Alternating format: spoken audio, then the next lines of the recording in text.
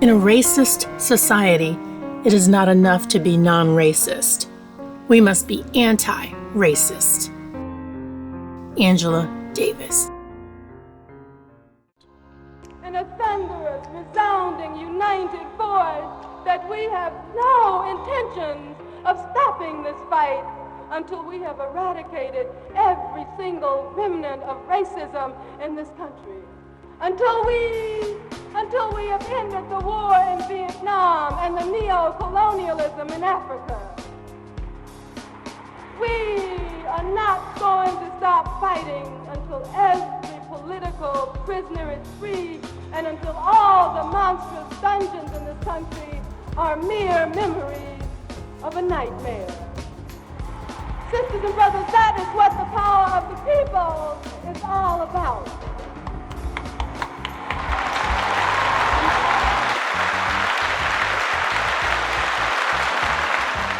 The civil rights icon that comes to mind to me is Angela Davis. Angela Davis is a scholar, a professor, an author. She is a political activist. She's a freedom fighter. She's a revolutionary that within that encompassed a whole lot of civil rights work. I think of Angela Davis because she traveled the world educating about injustices of all kinds and advocating for equality for all people. And she looked like me. She had grit, tenacity, influence, education, and relationships. Angela Davis didn't let things happen. She helped things to happen. She's highly educated from the U.S. and abroad, and just was a force to be reckoned with and could not be ignored. She was very feared and revered. That's Angela Davis. Angela Davis spoke out about prison reform, women's rights, racial equality, capitalism, gay rights. She fought for equality for everyone. And she is the type of person that just wasn't on a committee. You know, she actually put in work. And where she was, you knew that she was there. Not always attached to particular bodies. Racism is structural. And so, therefore, it's not inconceivable that individuals who are associated with communities that have historically been targeted by racism can also participate in the process of perpetuating racism. I don't see a contradiction there at all. And when one asks, why is it that even though there are black people, mostly black men, a few black women, in higher places, why is it that a black person has a greater likelihood of going to prison than going to the university? So when you look at those structural issues, when you look at material conditions, you see that racism is still very much an active force in the social, economic, political life of the U.S. However, the problem is that the vocabulary for discussing institutional and structural racism has not been developed to the extent that it needs to be developed. And so therefore people look at the old ways of conceptualizing racism. They assume that racism either refers to individual attitudes or it refers to legal constraints. And of course, most of the laws, not all, but most of the laws that were explicitly racist have been erased from the books. That was the aim of the civil rights movement. The civil rights movement did achieve very important goals. However, it should be pointed out that what we call the civil rights movement was not referred to by the people who were involved as the civil rights movement. It was referred to as the freedom movement. And civil rights was one aspect of that struggle for freedom. And so even though we can argue that civil rights have been achieved, and they haven't really, not for everyone. I mean, I can give you many examples of the fact that the civil rights agenda has not been completely achieved. However, the issues of the material issues, the issues of housing and healthcare and schools and social services, racism very much structures those issues, those institutions. It's easy for someone to disregard you and anything you have to say when you are uneducated and you don't know what you're talking about. Angela Davis was not from that cloth. Angela Davis was, again, feared and revered because she knew what she was talking about. She was very educated, and she was very willing to put in motion what she knew was right. The problem of vigilante violence, of police violence, racist violence, will not have changed at all. And this, again, is an example of why the prison system just doesn't work. Because the assumption is that all you have to do is arrest George Zimmerman and that problem is going to be solved. And then someone else is killed, and someone else, just during the period during which we mobilized around Trayvon Martin, so many cases, similar cases, were erupted in Georgia, in Jackson, Mississippi, in Oklahoma, and so forth. So I think that's an indication that, especially in the U.S., we need to develop a strategy that is going to eradicate racism. And that strategy will require us to become involved in processes that will take a long, long time. It's not going to happen in a week or a month or a year or 10 years or even a generation. It's going to take generations. And we in the U.S. have never committed to that long-term effort to purge the society of racism. And this is why it keeps re-emerging in so many different forms. If I could ask Angela Davis a question, it would be what kept her free from the bondage of fear. So many things that she was involved in would cause not many, but most to have some level of fear about the action involved. She never seemed to be afraid. What kept her from being afraid? I always like to say that the promises of struggles in the past that were not fulfilled in the past should constitute agendas for the future. So we're still challenging racism. We're still attempting to purge the world of sexism and misogyny. We're still standing up against capitalism. And I think that's a good thing. That's a good thing that the struggle continues, that it moves from one generation to the next. Racism is at the very center of the history of the United States of America.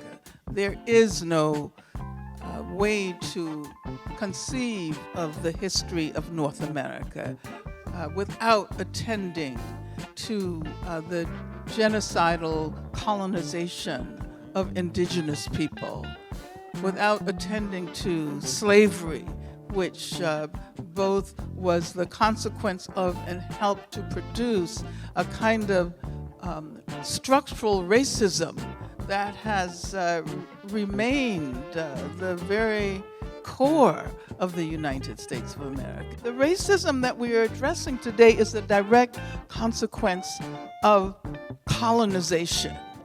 And Europe now is reaping the results of its history.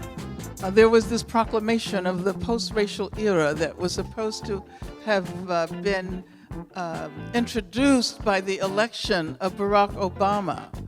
To many people, it meant that if a black person could finally be elected to office in the United States of America, then something about the entire world would have to change. Now, we weren't right about that because nothing really substantively changed.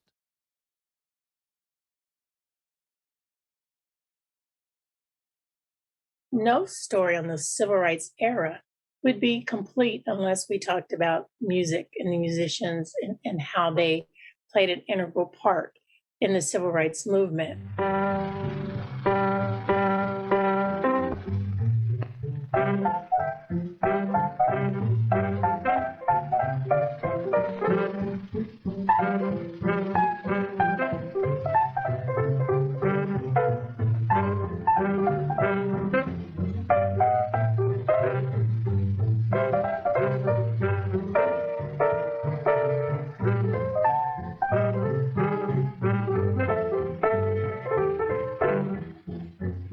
Civil rights movement. And it was fascinating to me how many of them could continue to practice their art under such extreme circumstances. One such figure that I found remarkable, actually kind of curious but remarkable, was Edward Kennedy Duke Ellington. And his career spanned over 50 years during certainly the segregated Jim Crow era and the civil rights era. And he would rise to fame. I think most people knew him prominence from the Cotton Club. Cotton Club, maybe people are aware, was an all-white club. And while it appeared to many that Duke Ellington had made it and, was successful by being able to play in these all-white clubs, they still had to enter through the back. They still were treated, like second-class citizens. And so while on the front side it looked like he had really made it, those conditions really had not changed for him or the members of his band. During the swing era, Duke Ellington's music was at the top of the charts, but it didn't result in him receiving better treatment. In the 1960s, Duke received criticism when he refused to participate in the March on Washington. He had actually been asked, it's purported by Dr. King, and he refused. But he was actually quoted in an interview that a call to action to him, everybody going to DC, would only enrich the hotels and the restaurants who historically had not supported and took care of Black patrons. And he thought it would be actually a spectacle. He had actually a different idea. He thought that if every Black person would take a day's wages and contribute that to the fight, they could have raised over $100 million. And then they could have had a more focused strategy. So he said he would have certainly been involved in leading something like that, but he just did not see the effectiveness of a march. We do know that the March on Washington did get national attention and evoke change.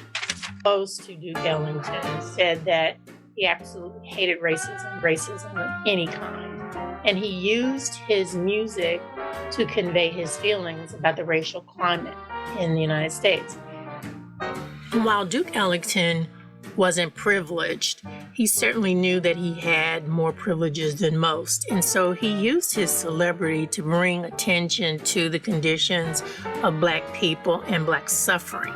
You know, he came up during a time where there were a lot of demonstrative leaders that had very fiery styles, and that just was not his way to be able to communicate. He wanted to be able to use his way of communicating to be able to convey messages about Black people.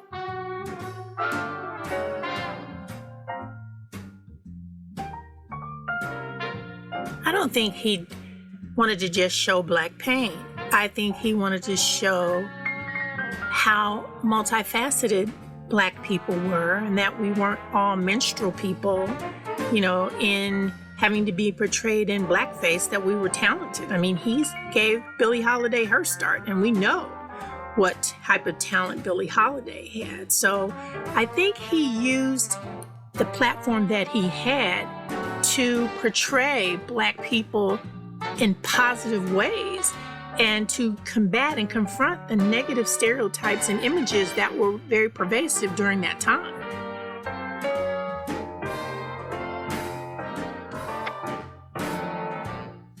What I find amazing about Duke Ellington is that he demonstrated Black excellence. And I think at a time where people probably thought we could not, did not aspire or have as much skill or as much talent, he was able to show them that I'm one of the best in the field. And I guess if I had to ask him any question, I would ask him, you know, obviously you didn't participate in the March on Washington. Do you have any regrets about that? And if you had the opportunity to participate in the March on Washington, would you do it?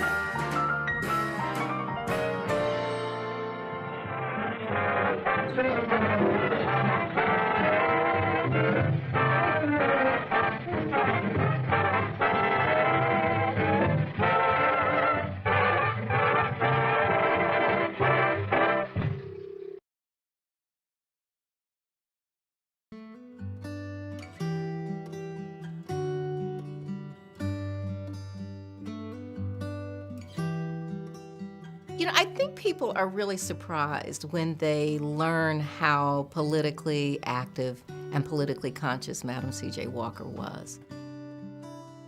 She had grown up in Delta, Louisiana, which is an area that was really racked with political violence.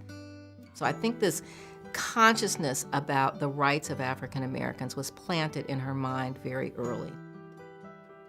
As she became more powerful and as people called upon her to contribute to organizations like the NAACP, she wanted to make a difference and make people more conscious and try to help pass legislation that would make lynching a federal crime. In Harlem, there was a silent protest parade where 10,000 African Americans marched up Fifth Avenue.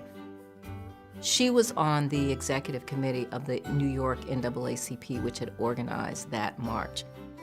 After this silent protest parade, she and a group of Harlem leaders traveled to Washington, D.C., hoping to meet with President Woodrow Wilson to persuade him to support legislation that would make lynching a federal crime. So she wanted to use the power of these hundreds of African American women who were her sales agents to speak out on political issues of the day to make a difference to race consciousness.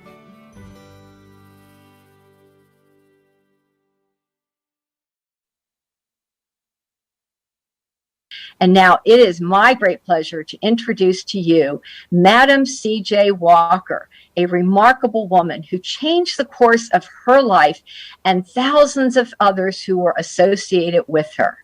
Enjoy.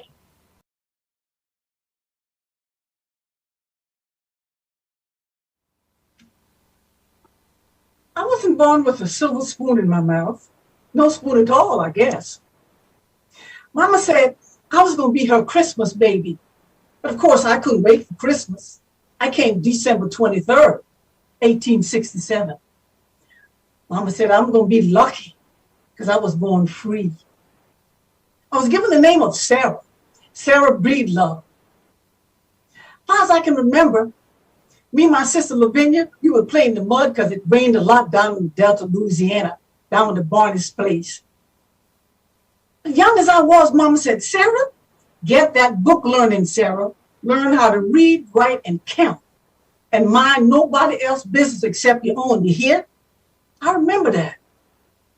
Then all of a sudden, my mama died. Daddy died right after my mama. Here I am, about 7, I guess. Orphan. Me and Lavinia, we tried to fend for ourselves the best we could. Then we took the paddle boat across the Mississippi River into Vicksburg looking for my brother. But we ended up most of the times in the washerwoman's shanty shack, washing clothes, sunrise, the sunset, hands all wrinkled, backs on fire, feet on fire. Then I got married out of convenience, I guess, to get away from my mean brother-in-law. I got married to a nice gentleman by the name of Mr. Moses McWilliams. He worked at the sawmill on the other side of town. But one day, Mr. McWilliams went to work. He never did come back. We suspect he was lynched. We ain't sure. But back then, it wasn't safe for a colored man to be out. I never did talk about that for the rest of my life. And I had a little baby girl. Mr. McWilliams will never see his baby girl grow up. I named my little girl Leah. I said, I'm going to make sure that little girl learned to read, write, and count. So I got on the paddle boat, got up for the first stop, St. Louis. Didn't know nobody, didn't have no job, no money, nothing. But I went to the church, and they had rooms to rent. And she said, whenever you get the money, you can pay me. Oh, that was a godsend because I didn't have no money. And the church had a school. So I would put Leela in school while I would wash all day long, but I learned to read, write, and count right alongside Leela. Saved up enough money to send her off to college. Knoxville College, that was unheard of. Oh, I continued to wash clothes and saving every penny. Then a gentleman caught my eyes.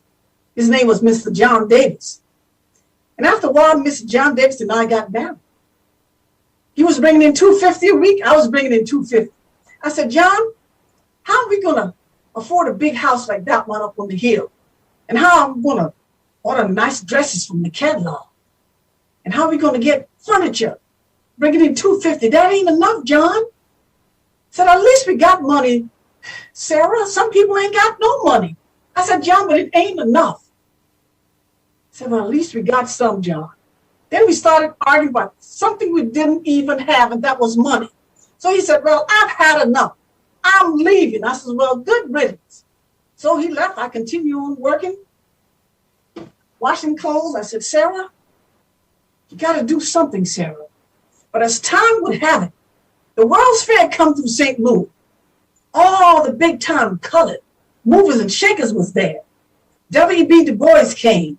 Booker T. Washington and his wife. Oh, Mary Church Terrell. Ida B. Wells. Oh, J.R. Clifford, Nanny Helen Burroughs. They all come through the World's Fair for the National Negro Economic Summit. Oh, they all got up and talked about how we can better ourselves and our race. But when it was time for Mrs. Booker T. Washington to speak, when she got up, oh, I looked at her. She had the most beautiful dress. No wrinkles, no holes, nothing. String of pearls and her shoes shine and her hair's tucked in at the bottom. Her hair was so shiny, it looked like she brushed it 100 times. I'm so busy washing clothes, I ain't had time to be washing my hair and taking care of it. It's all dry and brittle and falling out. But when it was time for her to speak, she went up to the front and she had that book learning. Oh, she says, ladies and gentlemen, it is so important to send our children to college and professional schools so that they can become doctors, lawyers, teachers, business owners, and bankers. It's also important to send them off to, of course, trade schools so that they can become carpenters and cabinet makers and farmers. But mostly important than that, we should develop some kind of family business so that we can pass it on from generation to generation. And that way we can have our own wealth and develop economic independence. We won't have to depend on anyone for survival. Oh, I didn't hear no more, she said. Start some kind of business so that we can develop economic independence. I said, Sarah, you got to do something. I went home and got my bowl, and I stirred up everything I could. Salt, sugar, pepper, all my lye soap, molasses. I went outside, I got some red clay, I mixed it all up. I said, now, Sarah, if the little bit of hair you got fall out on your pillow tomorrow morning, ain't nobody fault except your own. But I got to try it. I got to do something. So I put some on my hair. About a month, nothing happened. So I mixed it up. Mixed it up again, nothing happened. I went to sleep and I had this dream. It was so real. All the ingredients I needed, I dreamt about it. I mixed it up and put it in there. I said, Sarah, here you go again. After about 2 months, I said, all right, Sarah. Oh, let's see, Sarah. It should work by now. Let me look in the mirror.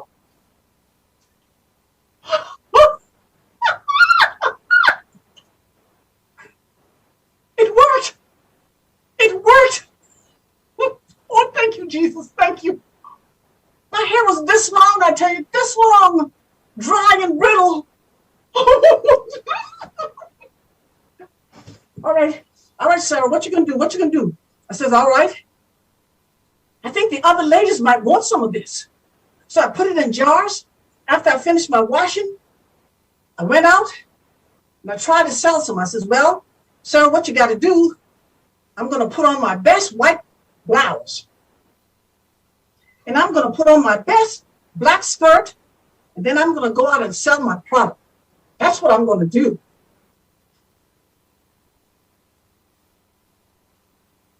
So I put on my best white top and my black skirt, and I went out and I tried to sell. 3 months and nothing happened, but I went out every day because I knew something was going to happen. And after about 4 months, a lady says, well, I'll try something. My hair's not growing and it's falling out. I'll try it. And after about a month, she came back. She said, Sarah, look at my hair. It's growing. What you have is good, Sarah. A lot of ladies want this, Sarah. I'll take 3 bottles. I said, thank you, thank you. Oh, and the ladies were lined up at my door when I woke up in the morning. Everybody wanted Sarah hair growing tonic. I said, all right, I have to get 4 ladies to help me. I'll take north, you go south, east, west. We'll cover all of St. Louis. Tell everybody get some. The money was rolling in. I tell you, the money was rolling in. And here comes Maggie Malone.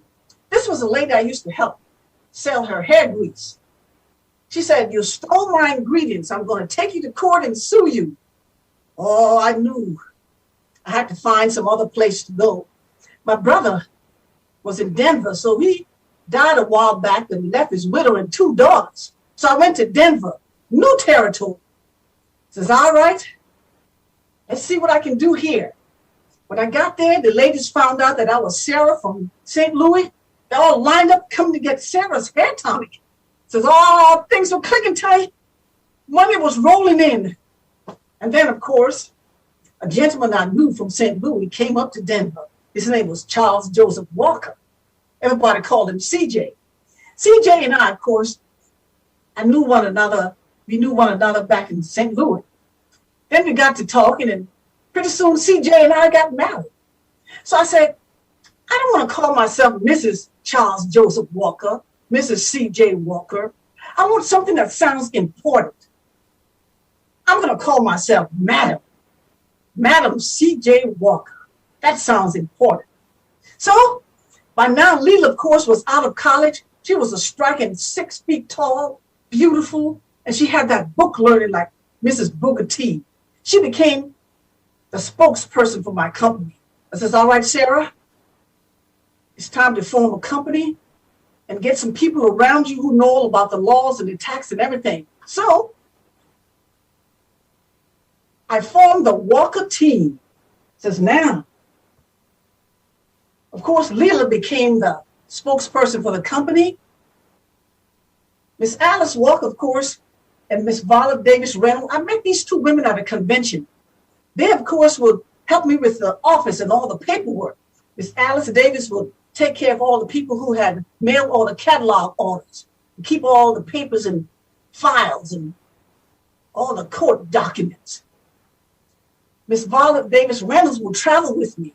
She would keep track of all my speaking engagements, and she would write those fancy speeches for me. Mr. Robert Lee Brockenberg and Mr. Freeman B. Ransom, two of the best colored lawyers in Denver. They knew all about the laws and the taxes. They would take care of the courts. And of course, the banks and anybody who wanted to sue the company, they would take care of things like that. Take care of all the money coming in and out. And then, of course, myself and CJ, we formed the Walker team. We met every week. We discussed all the money coming in, going out, the territories we were in, the territories we need to conquer. Oh, the monies were rolling in, I tell you. Things were clicking, things were clicking. Oh, I said, now, Madam CJ, it's time for you to enjoy some of this money. Leela certainly is enjoying the money. My daughter's wearing a turban hat with real diamonds and turquoise in it, having lavish parties every weekend, becoming the socialite. Says, Madam CJ, yep, it's time for you to enjoy some of this money. So I started wearing silk dresses. I says, now, don't do too much, Madam CJ. That little voice says, I says, oh no. You can enjoy some of this money, Madam CJ. And of course, the first thing I got was a string of pearls like Mrs. Booker T. Washington. Oh, that was nice. Started wearing gold watches and gold bangles. Says, don't do too much, Madam CJ. That little voice says, go on, Madam CJ. Started wearing diamonds. I said, now look at this. One time me and Lavinia didn't even have a good dress between the two of us. Here I am wearing diamonds. And of course, Leela, of course, made sure that, Mommy, you have to have a pedicure and you have to have a facial and you have to have makeup on. So I put on my makeup. Says, go on, Madam CJ, enjoy some of this money. Then, of course, I would wear hats with feathers on. If you didn't have any feathers on, I would say, put some feathers on it. When I go to a convention, they say, which one is Madam CJ? They said, see that one that's wearing the feather in her hat. Oh, then I had furs. I had a black fur. I had a white fur. I had a gray fur. I said, if there's any other color, I want that too. I said, now, Madam CJ, go on, Madam CJ.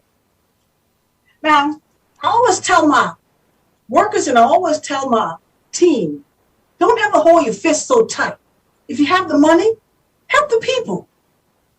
Seems like the more I gave away, the more that come back to me.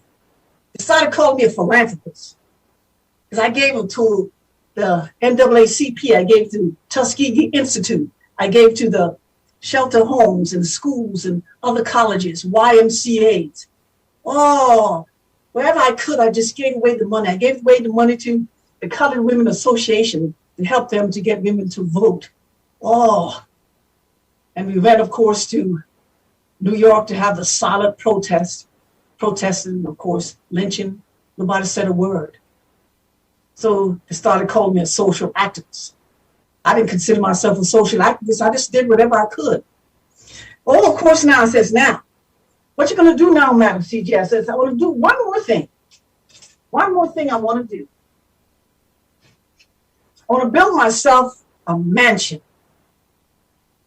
Something they would come from miles around, other cities and states and countries just to look at my mansion. And then, of course, we can have our conventions there. And, of course, I did. They said, Madam CJ, you're going to get your house all dirtied up? I says, no. Anybody can come and have their meeting here. This is not my house. This is the people's house. I just built this house to let people know that wherever you come from, that this can be done with hard work. It's not my house, it's for the people's house. Oh, so as time went on, of course, people would just called me to their conventions to speak, and CJ and I went across the country on the train with flyers to advertise the Madam CJ Walker Manufacturing Company. Got real estate. Things were good. Things were clicking, I tell you. Things were rolling in. One last company note.